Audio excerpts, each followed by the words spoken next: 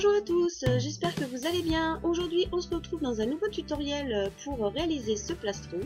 Donc une nouvelle forme de plastron grâce au gabarit de chez Graines Créatives, le gabarit Reine d'Égypte. Et pour ce tutoriel je vais donc utiliser aussi des pochoirs, le pochoir nature et le pochoir Japon, ainsi que la peinture Martha Stewart et des poudres de mica. Pour la base de ce plastron, j'ai utilisé de la Fimo Soft turquoise que je suis venue passer à la map au cran 1 puis étaler au rouleau. Et je vais venir utiliser le gabarit, donc Reine d'Égypte, pour mes découpes. Donc comme vous pouvez le voir, j'avais déjà utilisé dans un tuto le haut du gabarit. Là je viens juste utiliser le patron pour la pièce centrale. Et ensuite je viens utiliser le patron de découpe qui se trouve sur le dessous.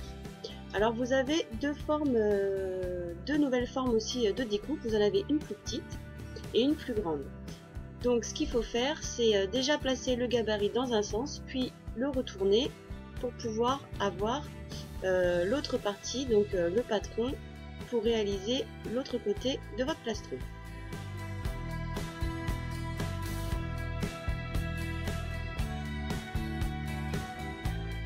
Une fois que vous avez fait les découpes de vos pièces, vous allez pouvoir utiliser les pochoirs. Alors je vais vous expliquer pour ce collier.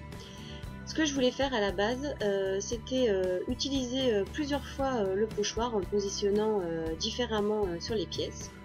Au départ, j'ai utilisé les poudres de mica pour pouvoir donner de la couleur et de la brillance sur ma base de plastron.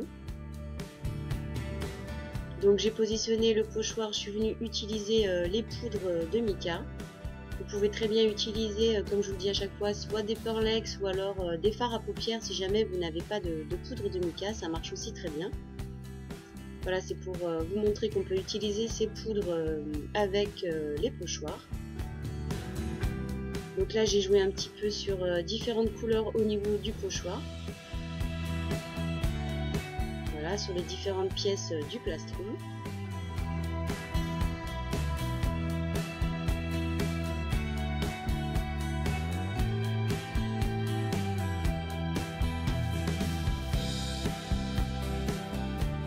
Ensuite, j'ai lavé à nouveau le pochoir et cette fois-ci, je suis venue déposer de la peinture de chez Martha Stewart. Donc c'est une peinture acrylique métallique qui donne un effet comme ceci gris métallisé.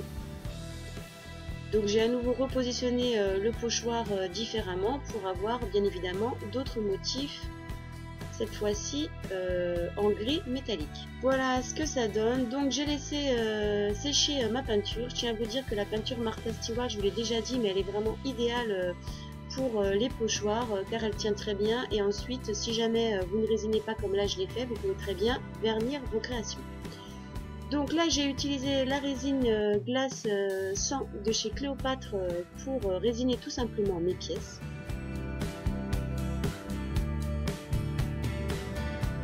Au préalable bien évidemment je les ai passées en cuisson, ensuite j'ai laissé refroidir, résiner mes pièces.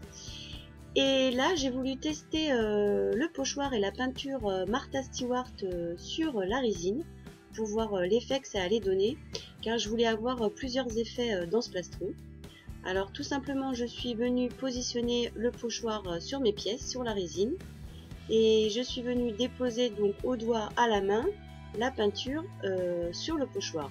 Alors surtout faites bien attention au pochoir, vous avez toujours un sens bien évidemment, vous avez une partie rugueuse et une partie un petit peu plus lisse. Donc faites bien attention à bien positionner votre pochoir. Là comme vous pouvez le voir, je bloque avec mes doigts, vu qu'il ne peut pas coller à la résine comme il colle à la polymère.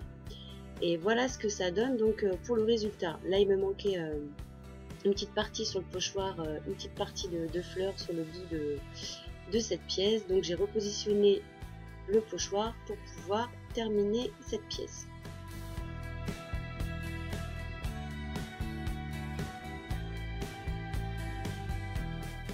Voilà ce que ça donne au niveau des pièces. Donc vous avez la première base avec en dessous les différents motifs qui sont en brillance qu'on peut voir en transparence. Là malheureusement ça ne se voit pas très bien en vidéo. Et ensuite sur le dessus vous avez donc l'effet pochoir. Donc là c'est le pochoir Japon avec les petites fleurs. pour terminer ce plastron. Après, libre à vous de faire le montage que vous voulez. Moi, j'ai tout simplement percé mes pièces et passé des anneaux. Et ensuite, il ne restera plus qu'à y poser un petit cordon. Voilà pour cette vidéo. J'espère qu'elle vous aura plu. N'hésitez pas à liker, à partager ou à me laisser un petit commentaire. Ça fait toujours plaisir. Et donc, je vous donne rendez-vous très prochainement sur la chaîne pour encore plein de nouvelles vidéos. Je vous dis à bientôt. Ciao!